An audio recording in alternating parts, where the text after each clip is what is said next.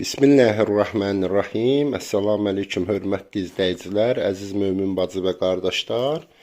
Ailədə barışıq üçün, huzursuzluqları aradan aparmaq üçün, yəni ər-arvad arasında olan məsələlərlə bağlı nə deyir?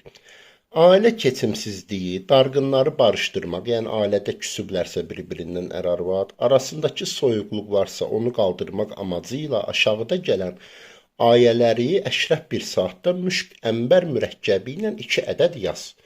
Yəni siz saatları bilmirsiniz, hamı bilmir əşrəf saatlar hansılardır? Azan vaxtında.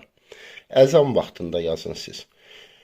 Amma ki müşk əmbərlə dini mağazadan zəfəran gül suyu, müşk və əmbər alırsınız, onları qatıb bir-birinə onu ilə yazırsınız. Birisini qarşı tərəfin kəndisinə isinməsini istəyən kimsə hamail şəklində üzərində daşıyır. Yəni birini bükürsüz, üçbucaq şəkildə boyunbağı kimi üzərində saxlayır. Kim ki bu duanı edir, həmən şəxs.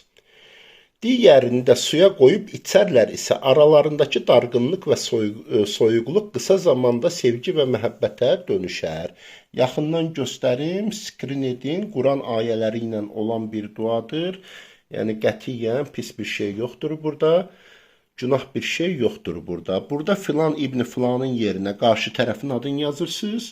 Yəni ərinizin və yaxud qadınınızın, həyat yoldaşınızın adı, onun adı, sənin adın. Buradakılar yazılmır, yerinə ərəbcə həmən şəxsin adı və anasının adı yazılır. Bir daha yaxından göstərirəm. Birini yazıb barışmaq istəyən tərəf üzərində saxlayır, boyunbağı şəklində. Digərini isə nə edirsiniz?